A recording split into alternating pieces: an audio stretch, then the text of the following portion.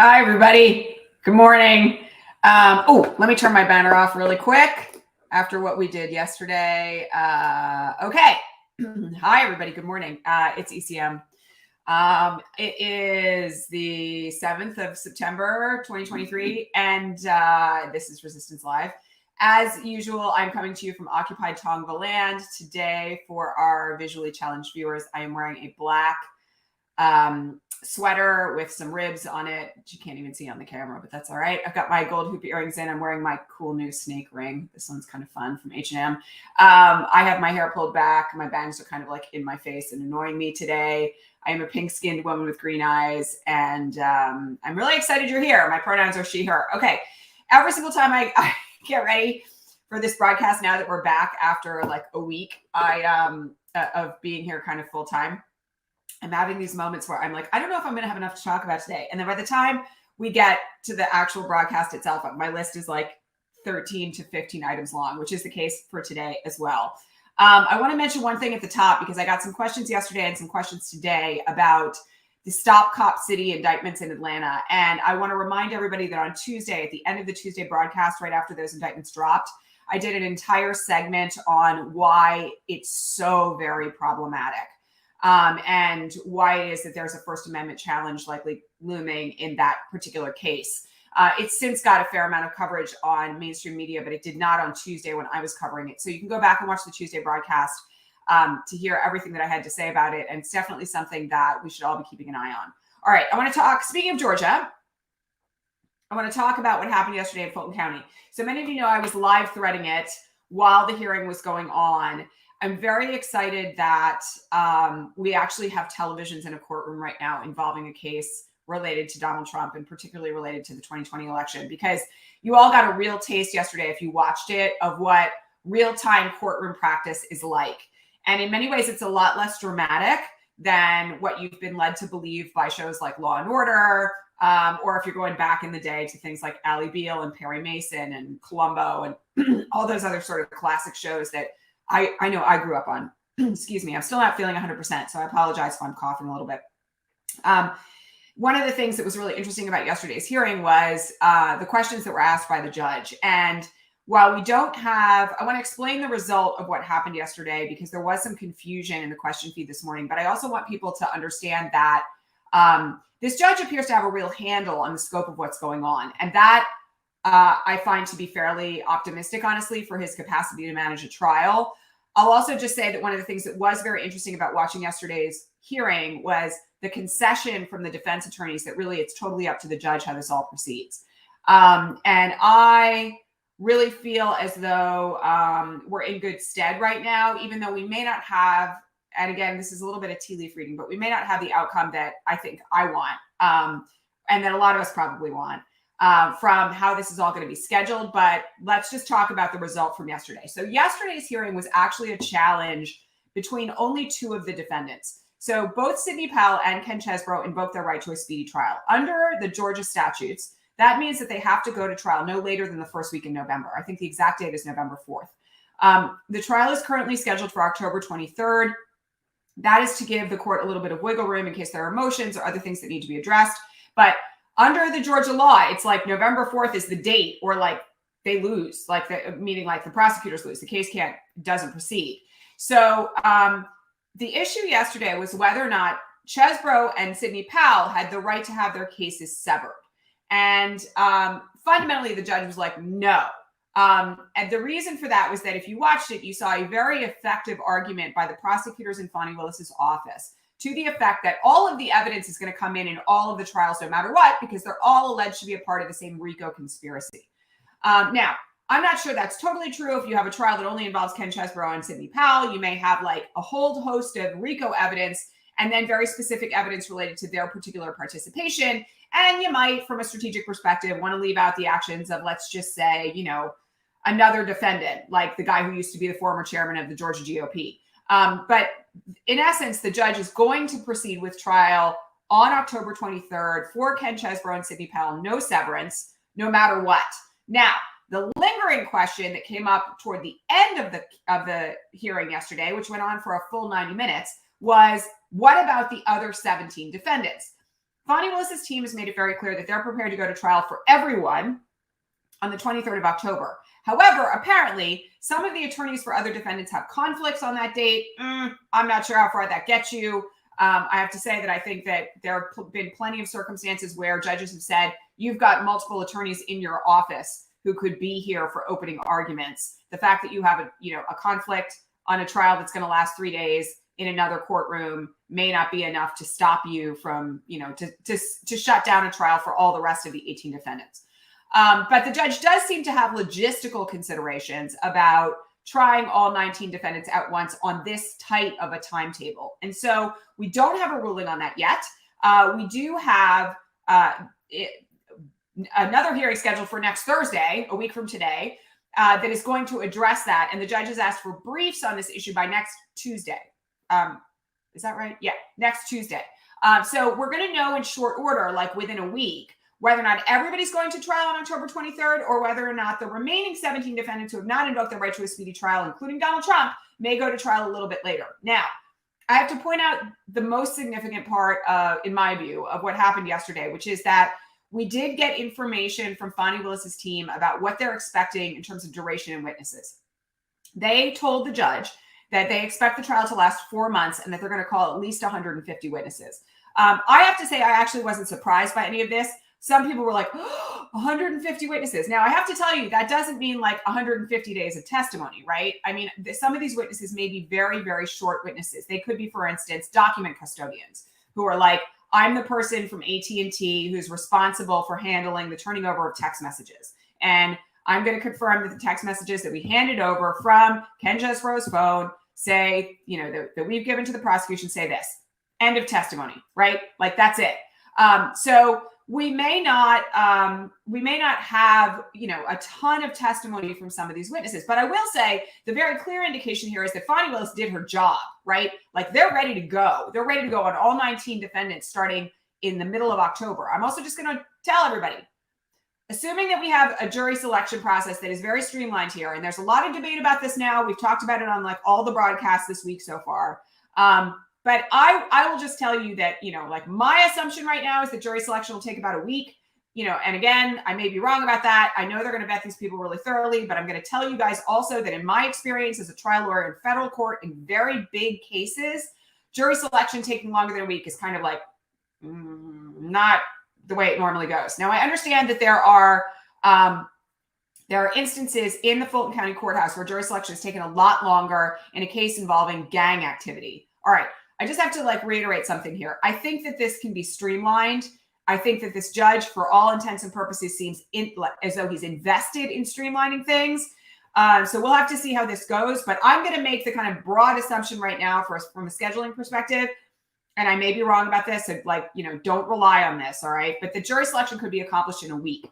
That fundamentally raises a very interesting timetable here, because what it means is that this trial would run from about November 1st. Okay, so we would be talking November, December, January, February for the trial. Okay, and that's assuming that everything goes according to plan and that the defendants don't throw a huge ton of garbage into the mix, which they will doubtless try to do. But again, this judge seems very astute.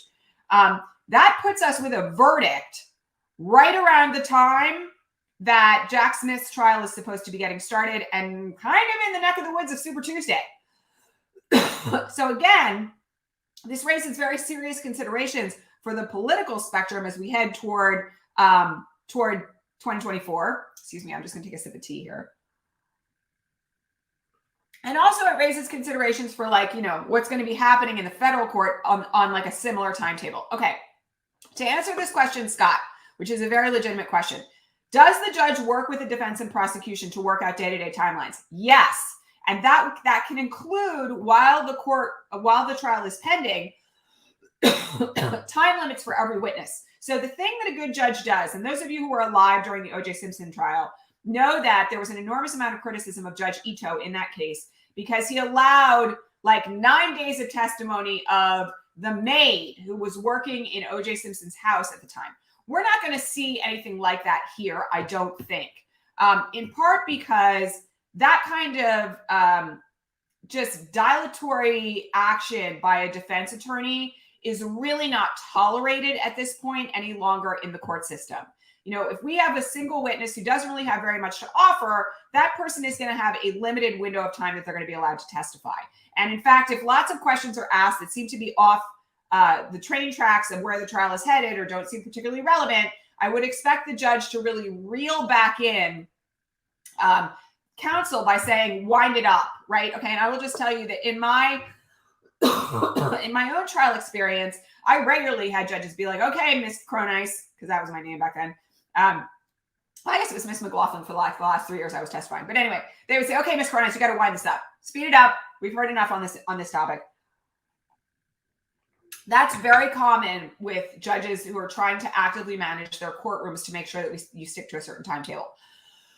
4 months, Doreen, I expect, to answer your question, is an estimation of the defense time as well. However, the point was made yesterday at the trial that, you know, defense counsel might not necessarily agree with that timetable. So I think that they're doing a good faith estimate. And I would expect that they're anticipating, because, you know, again, Fonnie Willis's team seems very well prepared.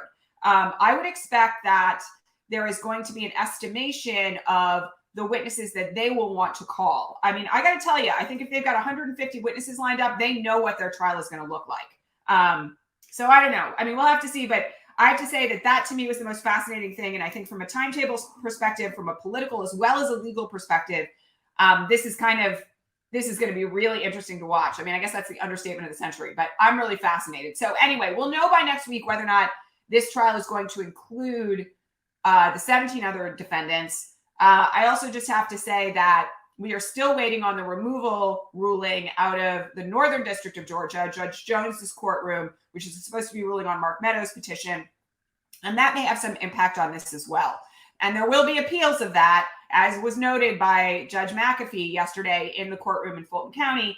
And that may impact the timetables here as well, because you don't want to have an ongoing trial while you still got a removal petition that's up in the air. And, we'll have to see how this all goes. I will tell you that if I had to predict it right now, I would say that Judge McAfee is more likely to split this case than not, based on what he was signaling yesterday from the bench. The real question is how that's going to be split. Is it going to be just 2 trials, or is it going to be more? But again, we'll have to see what the outcome of that is within the next week or so. All right. To answer this question, Anne, which also is a very good question just about basic trial procedure, the way that this normally works when you have a multitude of defendants is there is coordination between counsel on both sides. So, I used to litigate these enormous cases involving securities fraud violations and human rights violations and sometimes antitrust violations. I did a few enormous product liability cases. One of the things that usually happens is there's coordination between the attorneys on both sides of the aisle. And that means that certain attorneys may be invited to may decide that they're going to cover a particular issue of challenge for a particular witness. And the other attorneys decide that they're going to sit that one out. So I would not expect that in every instance, all 19 defense counsel are going to cross-examine every witness. In fact, I would think it's very, very unlikely. There may be certain defense counsel who have a very invested reason in cross-examining a certain witness. For instance, the Coffee County allegations that are going to involve Sidney Powell. Her counsel may want to cross-examine those witnesses quite carefully. Somebody like Jeffrey Clark, who doesn't really have any investment in what happened in Coffee County, is not likely to be, his attorney is not likely to be like up there asking lots and lots of questions on those particular witnesses. So we'll see what happens with that. And I'm going to remind you all that all of this is going to be live streamed on YouTube. Judge McAfee has his own YouTube channel where he live streams everything. And I would bet that much like Court TV back in the day, I had a moment yesterday while I was watching all this, and I was like, I bet a lot of our viewers do not remember like the Menendez trial or the OJ trial being carried live on Court TV, like basically 24/7. I was in law school when all of that went down. I was in my second year of law school when the OJ verdict came down, and was interviewed on television about it actually at the time on ABC News. And I remember the kind of back-to-back wall-to-wall coverage of that trial, kind of like it was yesterday, because I was in criminal procedure and criminal law at the time that all of it was going on. And they were literally playing parts of the trial in our classrooms while it was happening. In some instances, as examples of how not to do it. Like Christopher Darden's issues with the gloves was a major issue in criminal procedure in my first and second years of law school. So in any event, this is going to be very much like that. And I would expect that it's going to be covered everywhere. And there's going to be an enormous amount of trial and legal analysis ongoing while it happens. We, of course, will be here for that as well. So you can expect that it's going to be back to back on every mainstream news channel. And also on YouTube, if you want it with like unfiltered, you're going to be able to watch it. So that's pretty wild. Okay. Other things that you should be aware of, Navarro's case has gone to the jury. I predicted that this was going to happen. We had a one-day trial yesterday. They put on the evidence. Navarro's attorneys did not put on a defense. We had closing arguments, and the case has now gone to the jury. I said yesterday, my expectation is that there is going to be a verdict on this by tomorrow at the latest. This is a cut and dried, slam dunk case. Navarro is up for a year in prison for each instance of his evasion. So 1 for the contempt of Congress case on the testimony subpoena, 1 year for the contempt of Congress case on the subpoena ducis tecum to produce documents. We'll see. I got to say, Bannon was convicted of the same thing, hasn't done any jail time yet, but I'm expecting that Navarro is going to be found guilty. By the way, if you have also been getting a fair amount of like schadenfreude out of the woman protester who's been behind him blowing whistles and interfering with every press conference that he holds, trying to raise money, you are not alone. She's a true pleasure to watch. So that's ongoing as well at the moment. Okay, other news out of trial proceedings yesterday. John Eastman testified yesterday at his bar hearing. He is up for disbarment here in California. And, I also just want to remind everybody that any testimony that you give in a proceeding under oath can potentially be used. Now, there are exceptions to this, but can potentially be used to impeach you in another court proceeding. Okay. Eastman testified about something very interesting yesterday, which relates to statements that Grassley on January 6th was prepared to take over the proceedings from Pence. Now, you may remember that there's a really weird thing about this from January 5th, where Grassley himself was tweeting things that seemed to indicate that he was in on the scheme of overthrowing the election on January 6th in the event that Pence stepped aside. And there were very serious questions at the time that Grassley tweeted that about what the heck was going on. All right. So Eastman was asked yesterday, did you have communications with the president about Chuck Grassley and his potential role on January 6th? And Eastman invoked attorney-client privilege with Donald Trump. Okay, now this is a fascinating development because of the crime fraud exception to the attorney-client privilege, which, by the way, Trump has already lost attorney-client privilege in the documents case because of this. All right, if you are engaged in committing a crime or a fraud with your attorney, the attorney-client privilege does not apply to communications that involve that crime or fraud. All right. So if John Eastman was engaged in conspiring with Donald Trump to overthrow the election, in part by putting Chuck Grassley in charge of the process and forcing Pence out, that attorney-client privilege would not arguably apply to those communications. So this has larger implications here with regard to the allegations against Donald Trump in the DC case concerning his attempts to overthrow the 2020 election. So lots of moving parts here, but Eastman is, I'm just going to call it right now, he is going to be disbarred. I don't really have any doubt about that. He tried to delay this because of other prosecutions against him, and he failed at that. I'm not going to be surprised to see him lose his law license here, but also this testimony is really interesting for purposes of other cases that are currently ongoing. So stick a pin in that because it's going to come back to haunt him and Donald Trump. All right. Where to go next? We have a lot of interesting developments out of Florida in the last day. So the first thing is that the most recently fired prosecutor by Ron DeSantis, and you will remember that there are now 2 prosecutors who he's fired because he's given himself the authority to do this. This isn't the way that it normally works in most states, but he's been granted the authority to fire prosecutors in Florida. He fired one related to abortion. He's now fired another one related to education. The second prosecutor has now sued him for wrongful termination. She is a Black woman prosecutor who there's photographs of her yesterday at a press conference about this. She is determined to take him to the mat on this. And this is a really interesting development. Like, I'm going to be interested to see how this plays out, in part because it's a challenge. Ordinarily you can only be dismissed for cause, even under the power that DeSantis is invoking here. She is saying that there was no cause to dismiss her. And I am really curious to see how this one goes down, because apart from anything else, We now have a Florida judge saying that the redistricting map in Florida has to be thrown out. We now have a prosecutor challenging the termination by Ron DeSantis. And we've got some burgeoning signs of life in Florida generally with the ACLU and others of challenging DeSantis's like rule by fascism. And so I just want everybody to have an eye on this because I don't know. I just have a feeling that DeSantis's days as governor may very well be numbered. His presidential campaign is certainly numbered. And I don't know how this is going to play out in the political sphere, but I think the more he is challenged, the better. And his weaknesses are showing very strongly right now.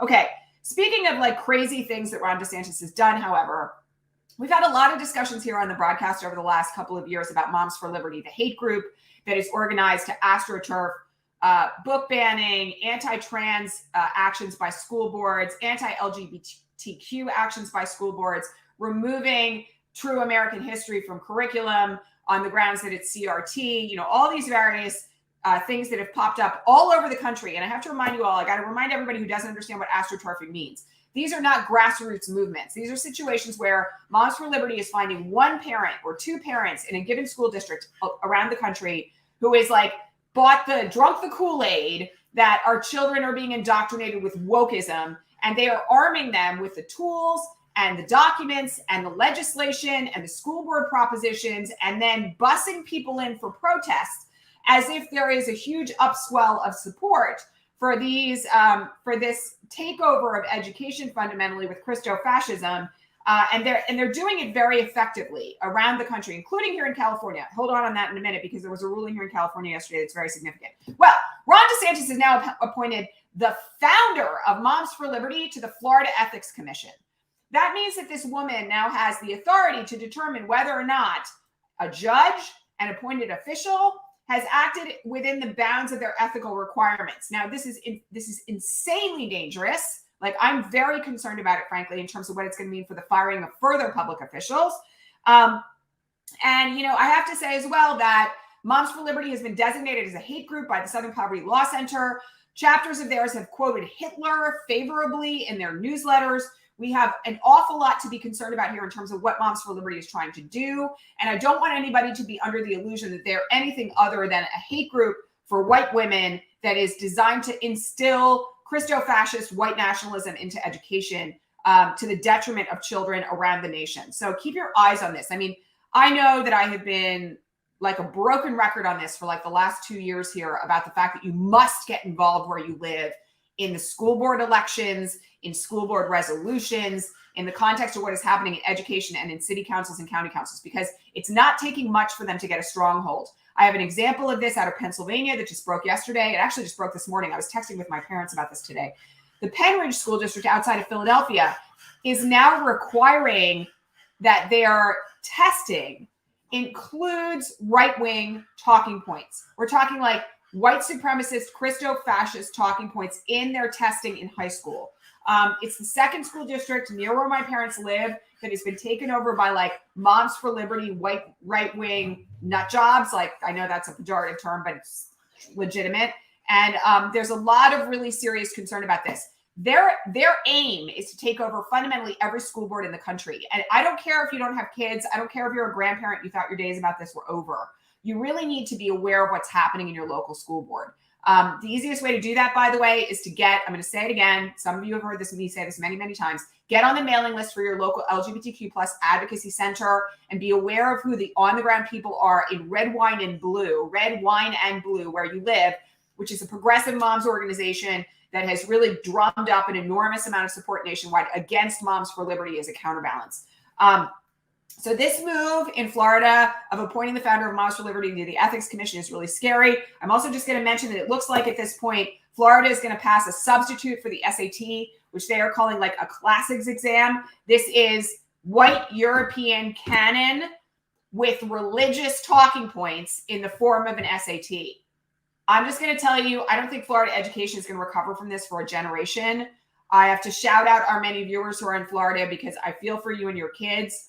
I have friends in Florida who are leaving for this exact reason. And I just very much want people to be aware that the reason why this is happening is because Gen Z is going to be the most diverse group of voters in a century and forever, actually, inside the United States. But in our century, in the 21st century, by 2050, the whole lay of the land in terms of the voting population's diversity is going to change. And the only way that they can seem to think to get around this is to cheat, to engage in anti-democratic action, and to engage in fundamental right-wing indoctrination in the school system. So you've really got to get involved on this where you live, because even if you're in a blue state, I mean, it's happening here in California. So let me just turn to that for a minute, because what happened yesterday was that a federal judge intervened in Chino County's school district. So I have mentioned this before, that here, including in a school district that is like 2 towns over from me, there have been efforts underway to institute school board policies that require teachers to out transgender students to their parents if they choose to use different pronouns at school than their assigned gender at birth. I think everybody with half a brain understands why this is so dangerous. I understand why it's so dangerous because there are students in my own child's school who have been told by their parents that they're going to hell, that they will be kicked out of the house if they ever identify as trans or any form of LGBTQ, that they will not be supported financially, that they will be sent to indoctrination camps and through conversion therapy. The harm that can come to kids when they are not living in a house that is supportive of who they are is extreme. And also, suicide rates increase exponentially when kids are put in danger or discriminated against at school or at home. So these issues are very grave and very serious. And this issue is being framed as parental choice in many school districts. It is being framed that way here in the county where I live. And the efforts have been underway. There was a Republican state senator here in California who sent out model board regulations to every school board in the state in the attempt to get this passed. The work by LGBTQ plus activists, again, I got the news of this the same way that I'm encouraging you guys to get news of this. I'm on the mailing list for the local LGBTQ youth center. I sent a very strongly worded email to school board members about this just last week, about the danger to trans and non-binary kids by forcing them to be outed by teachers. They have to do it, by the way, within 48 hours. It's like an insane set of circumstances. Yesterday, a judge issued a preliminary injunction stopping Chino County, which had passed the resolution, from instituting this policy in its schools. Now, the good news about this is it's precedent in California. So no other school board should be able to institute anything similar. And they're already tweaking the wording in the school two towns over from me to try to get around this. But you got to be aware that this is happening everywhere. It is profoundly dangerous. It is literally threatening lives and putting trans and non-binary kids in direct harm's way. I think that we've got real considerations here of how we're all going to fight back where we live to make sure that trans and non-binary kids are kept safe. So this is but one example. But the good news is here, at least here in Chino County, we had a ruling that's going to prevent it from being put into place there that can then be applied by other courts in the event that other school districts pass it, because it's already been passed in 3 other ones. And there's a point of advocacy here on behalf of school districts that are now considering it for the families and supporters of trans and non-binary youth. Please, I'm just begging you, be aware of what's happening on your local school board, because it is a dangerous, dangerous time right now for LGBTQ plus kids everywhere. And we need advocates and allies and parents and grandparents showing up en masse to stop this stuff and shut it down. Okay. So that's that. All right. What else? We had a ruling out of Texas yesterday that was very, very good, that required Greg Abbott and the state of Texas to remove those inhumane barriers with razor wire that are set up in the middle of the Rio Grande out of the river. This ruling is preliminary, but I hope it sticks. It is an extremely important human rights move to have done this. I'm sure that it's going to be appealed. At the moment, it's temporary while the case is ongoing, but at least it's something. I think we've got to keep our eyes peeled on this as well, though, because it's not like Greg Abbott hasn't found every means of cruelty that he can possibly find to harm and kill people who are fleeing for safety from over the southern border. I also just have to remind people that there was an incident last week where Border Patrol literally shot across the border into Mexico. We've had a lot of horrendous lingo from DeSantis and Ramaswamy and others about invading Mexico if they get elected. I mean, it's only like our most significant trading partner in the South. There's a lot going on there that I very much want everybody to be aware of. Yes, to answer this question, it covers the wire as well as the barrels. The whole barrier has to come out of the river.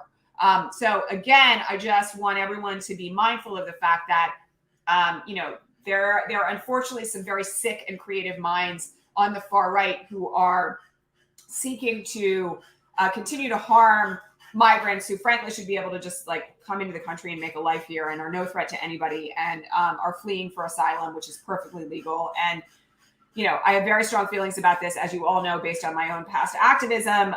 But at this point, at least we have a positive ruling in this direction, and hopefully it'll like make things a little bit safer for a little while longer. All right. Speaking of Mexico, yesterday, the Mexico Supreme Court completely decriminalized abortion in Mexico.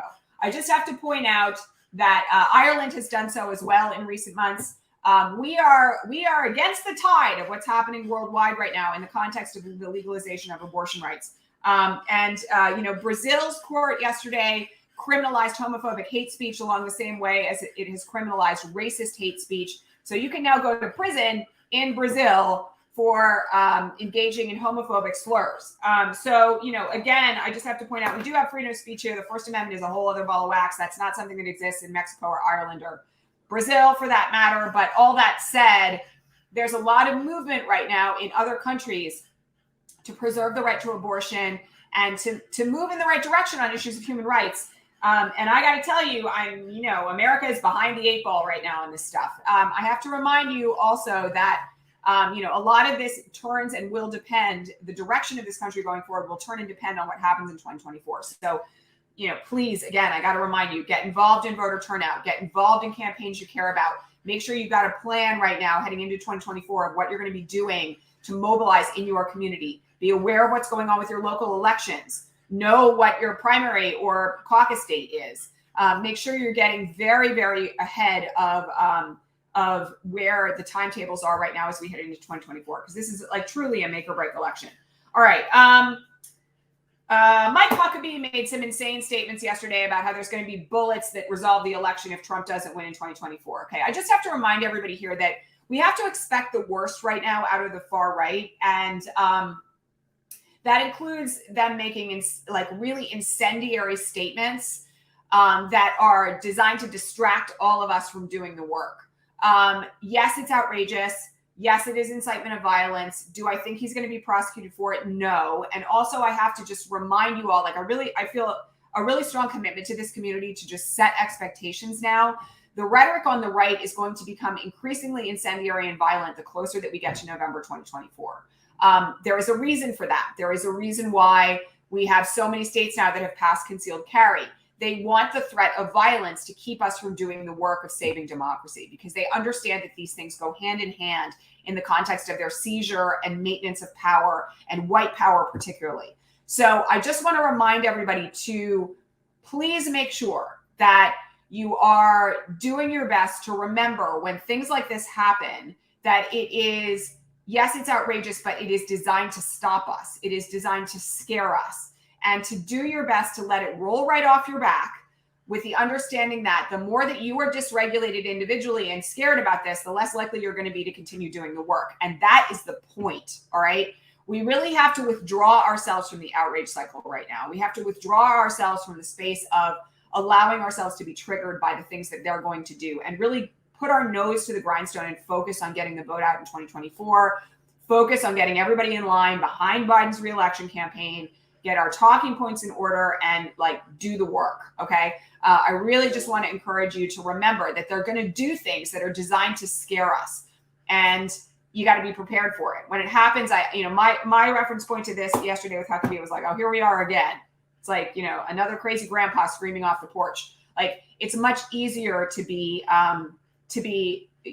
forward facing and in line with the work that we need to do if you're able to have that kind of a response to it, rather than a panicked one. Okay. All right. My old friend Joanna asked a really good question about Google's new policy on labeling AI generated ads. So Google has instituted a new policy now where they are going to require the labeling of ads that are generated by artificial intelligence as we head into 2024. I think this is a great thing. partially because we have a real serious concern at this point about deep fake technology being used to make candidates look like they said something that they did not. We've already seen a number of examples of AI generated ads that are like really terrifying. There was an instance of this a couple of months ago where a truly militaristic, like white supremacist ad was AI generated and it wasn't labeled as such. I think we've really got to have safety provisions built in right now to the way that AI can be manipulated by political agents to make sure that people, you know, if they see something that looks like Biden has said something outrageous and it's AI generated, we all deserve to know that. So frankly, I'm behind Google's policy in this regard.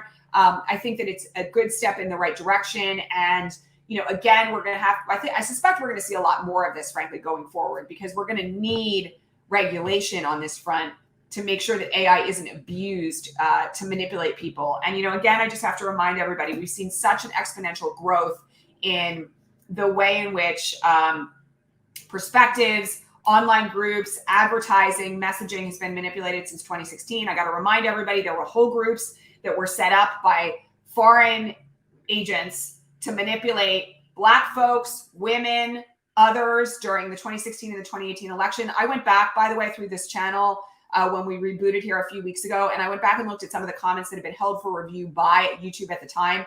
Do y'all remember that walkaway movement where like there was this whole hashtag in 2018 that was like, walk away from the Democratic Party? And at the time I said, you know, this sounds like a foreign op. This does not sound like something that's legitimate. And I got swarmed here for it with incredible negative comments.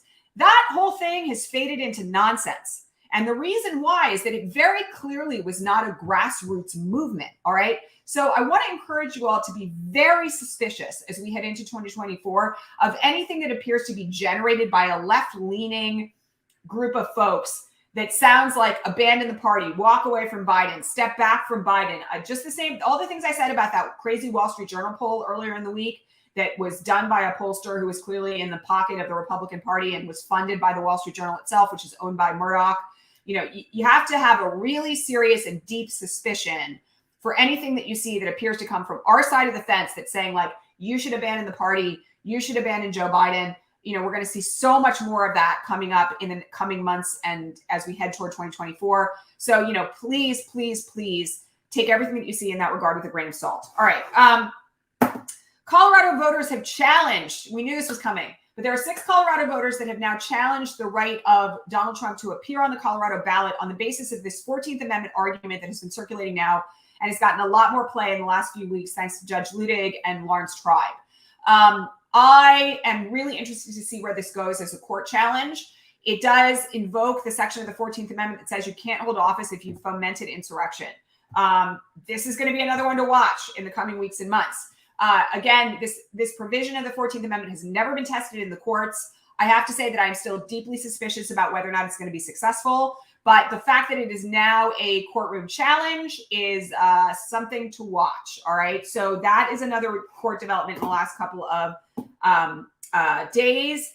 And then lastly, we had a very bad bit of breaking news for Donald Trump yesterday that I just want everyone to be aware of, which is that we got news that the head of the IT department at Mar-a-Lago has now flipped. And again, I predicted that we were going to see more of this as we got closer and closer to trials in this matter.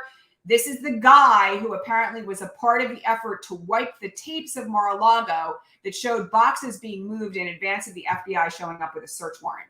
So this is very, very, very significant to Donald Trump because it's likely to be yet another smoking gun in the documents case that will demonstrate his guilt. And, you know, I think we're going to see a lot more people flipping as they decide they don't want to do prison time for Donald Trump as we approach trial in all these various matters. Let's see. So Scott's asking, do I know how many, which states, if they did this, Trump can't be elected? So this is really going to depend on how this Colorado test case plays out, because the determination by the Colorado federal court is going to be persuasive authority on other courts that may be asked to do the same. You know, again, you've got to have court challenges in those states that will seek to do it. But I mentioned before that there's potentially a fair amount of political backlash to this if a lone governor decides that, like Gavin Newsom, as we talked about it a couple of weeks ago, decides that they're going to keep Trump off the ballot in that state. I think the reason why it's being tested this way is that there is a perception that if there's federal authority that allows for it, a lot of other states may jump on board. And I'm certain, now I don't have direct evidence of this, but so this is like somewhat speculation on my part, but I know how these things work. I am certain that the Democratic Governors Association, of which Gavin Newsom is the president, is paying very close attention to what happens in this state, in Colorado. Because if the Colorado court says, yep, he committed insurrection, he's not allowed to be on the ballot, I think we're going to see a lot of other Democratic-led states jumping on the bandwagon for this. So we'll have to see how this plays out. But I think that we've got a ways to go on this one. And again, because it's seeking injunctive relief, it will probably move faster than a case that would be before a jury trial. Again, I haven't talked about this in a while, but cases that only seek injunctive relief, meaning action, don't seek jury damages or a jury trial, will be heard by a judge. And most injunctive relief falls within the purview of what's called equity. So it is only a judge-based issue. It's not a jury-based issue. And that allows things to go much more rapidly. I'm just looking at Cheryl's comment over here. Cheryl has said, a Philadelphia city court ruled that Trump was protected by presidential immunity when he made false election claims. I'll have to look at this. I haven't seen this yet. I'm also just going to say that if it's a state court in Philadelphia, I don't know that that's going to have much purview over anything else. All right. It's not federal precedent, and state courts do not carry authority over other courts. And, I just have to say the issue of presidential immunity is a federal court issue. It's a federal issue. So I'm not really sure how that applies, but let's table that. We can talk about that going forward. But the thing that I just really want everybody to be aware of, and I hope this makes sense based on what we've talked about today. Wow, this is a long broadcast. I didn't realize I had gone 42 minutes already. Is that you can see that the walls are kind of closing in here on Trump.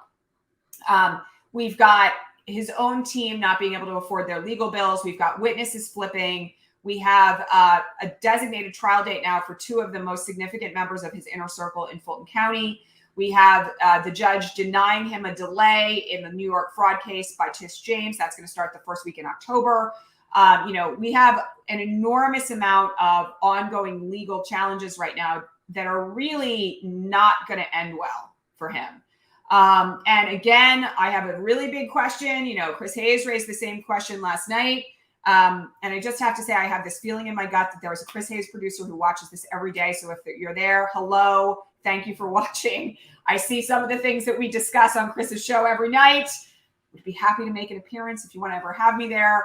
But all that said, Chris said something last night, again, which is something that I said here repeatedly, which is, you sure you really want to go with this guy to the GOP?